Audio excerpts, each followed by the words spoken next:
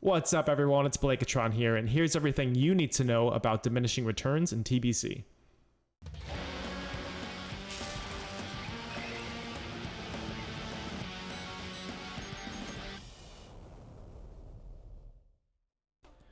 Alright guys, we got a lot of stuff to go over today around diminishing returns and crowd control changes and all that good stuff, so I'll try to do my best to give you a kind of a bulleted list version of this instead of rambling on as much as I usually do, but let's get into it. So a big change with TBC is that crowd controls only last up to 10 seconds in arenas.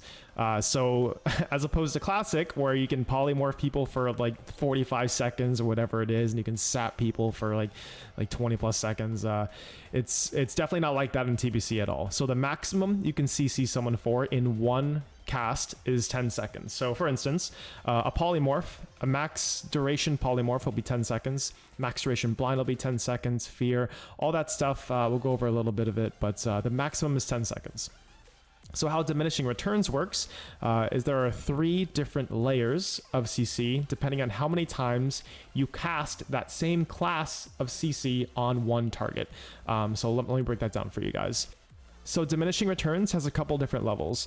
The first time you cast a CC on someone, let's use polymorph as an example, it'll last the entire duration that that spell is designed to last for. So it'll be 10 seconds maximum. Again, we're in TBC, so it's reduced to 10 seconds. 10 seconds polymorph. The next time you cast a spell, the duration will be reduced by half, so 50%. So the next polymorph you cast on someone will be 5 seconds. And then the last level of diminishing returns is we call it quartered, so it'll be 2.5 seconds. And then after you get that last level of diminishing returns, they'll be immune to the CC until the diminishing returns is over. Diminishing returns itself starts when the CC ends. So when you first polymorph someone, when the polymorph breaks or it naturally just ends, that's when diminishing returns countdown starts. Okay, it doesn't start when you first CC someone. You have to wait till the polymorph actually ends. So I did some testing on the beta with diminishing returns with my friend Insec. I'll link his stream below so you guys can check him out if you want. So what we were doing in this test is we were testing if diminishing returns were dynamic or static. And what that means is that if it's static, that means all diminishing returns countdowns would be a hard number. So it'd be like 18 seconds, for example, or like 15 seconds or whatever it might be. If it's dynamic, which is what it seems to be, it's RNG as to how long it's RNG as to how long the diminishing returns last. So by our testing, diminishing returns seems to be lasting between 15 and 20 seconds. So that means when you, for instance, cyclone someone and the diminishing return starts at the end of the cyclone, that diminishing returns timer to when the diminishing returns ends can be anywhere between 15 and 20 seconds right now in the beta. This used to be the case, and this was Blizz-like back in the day in TBC. It was actually changed in patch 6.1, so in a way later expansion, to be 18 seconds flat for all diminishing returns. So they completely took out the RNG in 6.1. Now, on some private servers, it is a static time, but right now in beta, it is dynamic, so there is an RNG element to diminishing returns. Whether that's good or bad, we'll go over in a different video. I don't want to ramble too much on about that. So since diminishing returns is dynamic right now, it's going to be a little bit hard for add-ons to keep track of that. We'll see once we get the better add-ons that come with actual, classic TBC, if they can, keep track of the dynamic diminishing returns, because it being RNG really kind of messes with some coding, I'm pretty sure. But we'll see. Cool. So let's get into diminishing returns in TBC and what these look like. So there are several classes of what DRs with what in TBC. So there's a stun class, there's a root class, sleep, cyclone. There's also a stun proc and a root proc class, which we'll get into. Fear, charm, incapacitate. There are also a lot of skills that aren't on any DRs. They're on their own separate DRs, which we'll go over. So let's start with Druid here, and this works really well. This is the top because this is what I play in TBC. If you guys are interested in checking out Resto Druid POV arena gameplay, feel free to check out my Twitch, twitch.tv/Blaketron. We run arenas every single day on beta, and we test for all sorts of stuff. So feel free to come in and ask me if you want to test something or whatever it might be. So we're going over the main crowd control abilities here. So we have Bash at the top. That's going to be in the stun DR category.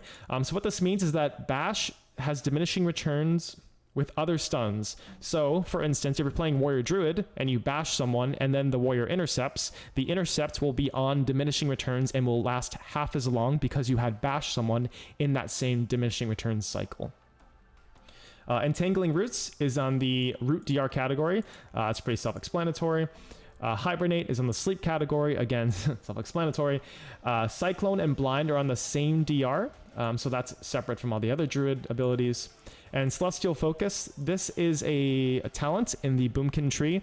A lot of Dream State Druids get it, but we probably won't see too many Dream State Druids in Season 1. But basically what this is that it's a Starfire proc, and the stun proc does not share a diminishing return with Bash. Bash and Celestial Focus are not on the same DR because this is a stun, and this is a stun proc. So definitely worthy to note there. Cool, let's go down to Hunters here.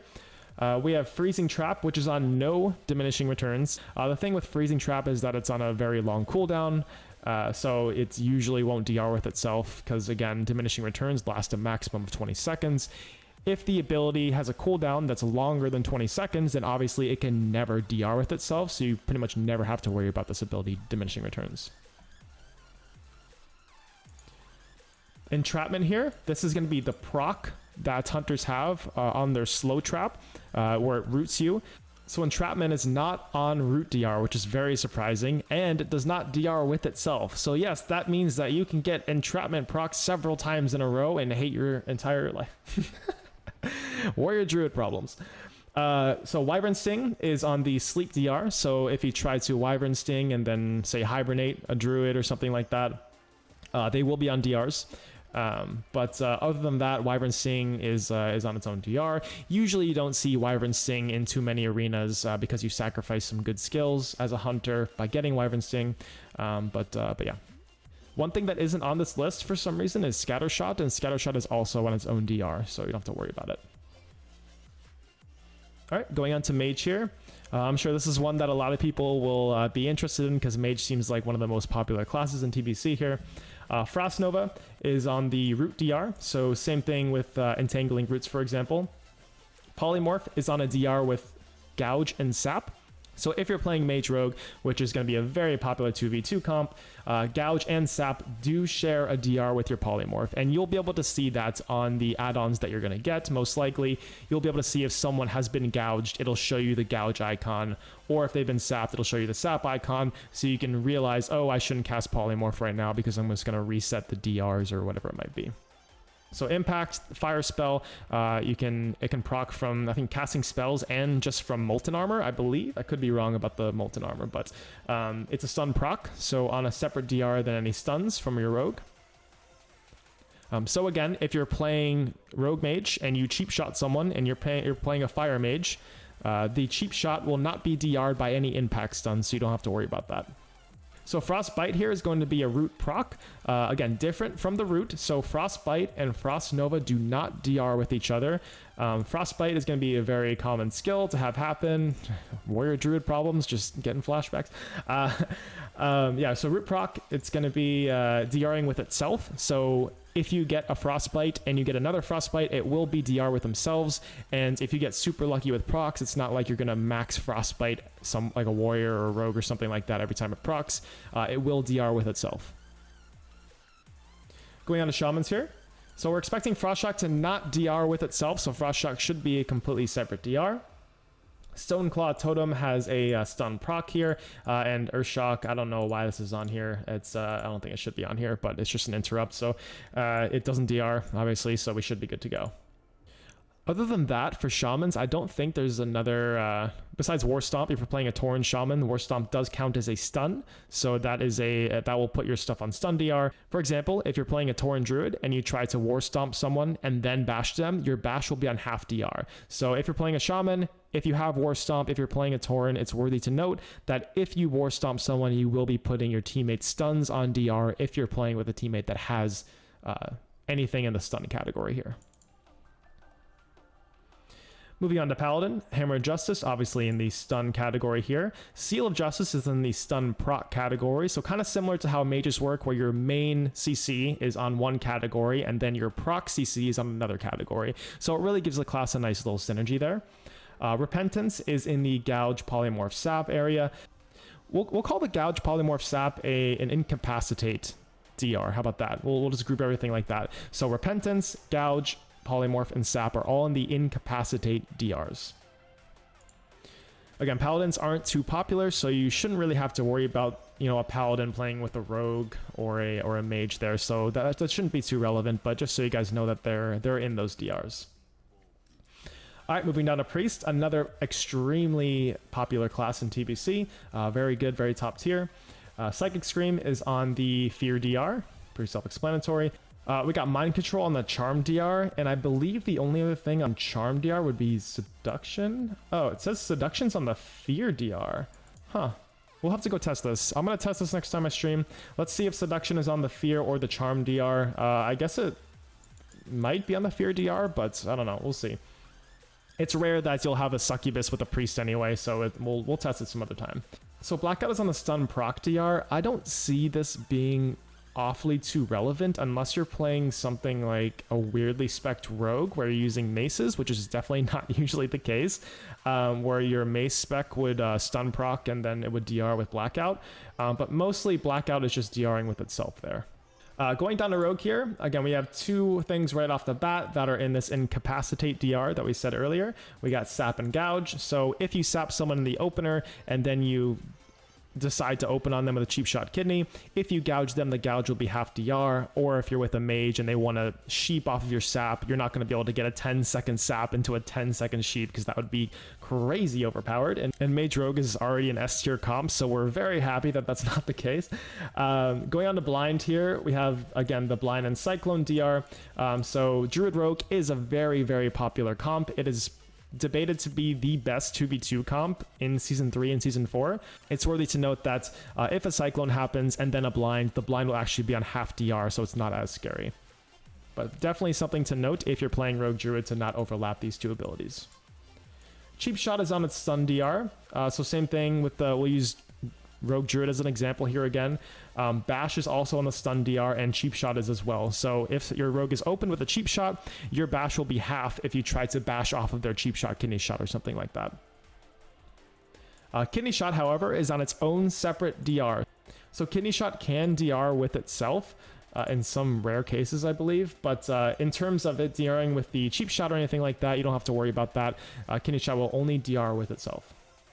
And again, this Mace specialization stun proc is just, you know, if you're memeing playing it, it's good to know, but whatever. Warlock down here, Fear on Fear DR, of course. Seduction, again, we'll test that to see if it's a charm or on the Fear DR. I thought it would be a charm, but I guess not. Hell of Terror, Fear DR.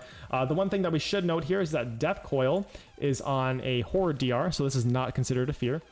So Death Coil can DR with itself though, so if you have two Warlocks on the same team and both of you cast Death Coil, those Death Coils will DR. So it'll be, you know, the first Death Coil for full duration, the second Death Coil is going to be half duration. Shadow Fury, it's going to be on the Stun DR. Going on to Warriors here, so as opposed to Rogues, Mace Warriors are going to be extremely common, so it's good to know that the Mace specialization DR is going to be there, so it's going to be a stun proc. Charge is going to be a stun. Again, Warrior Druid being that very, very famous combo.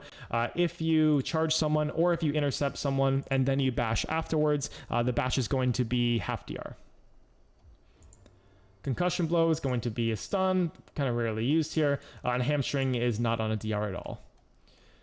But that's it. I'll provide you guys a list. I'll just probably put it in the video right here. It's going to be a list of everything grouped up in a different way, you know, just the blocks of DRs. Instead of it broken down by class, I'll have it broken down by DRs for you guys, so it's a little bit easier to read.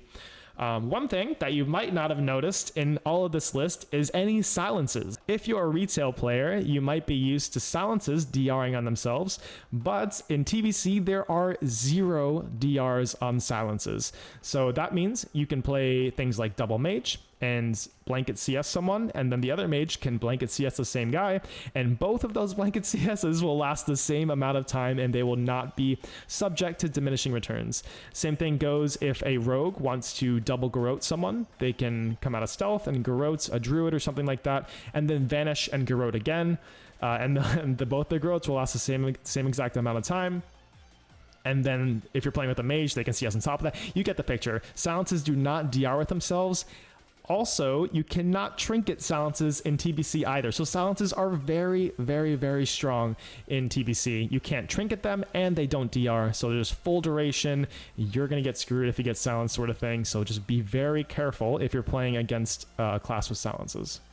Again, that's it for today, guys. It took me a while to find a TBC version of a DR list, so I'm very glad I was able to find this for you guys and go through it. I'll be making more strategy videos here on druids specifically, the different comps and how to play with your own DRs and around your enemies' DRs, and things to really look out for. So stay tuned for that if you guys are interested in more advanced strategy stuff. We're also, again, on the beta. We're going to be testing a lot of different things. If you guys have anything that you want me to test and perhaps make a video about, please feel free to let me know in the comments or drop by my Twitch, again at twitch.tv/Blaketron, and we'll talk about the stuff that you guys want to see tested, and we'll run through anything that you guys want. Or if you just want to chill and see some Resto Druid POV arenas, feel free to stop by and say hi. We got a really good community of people over there. But that's it. Thanks guys for watching, and until next time, peace.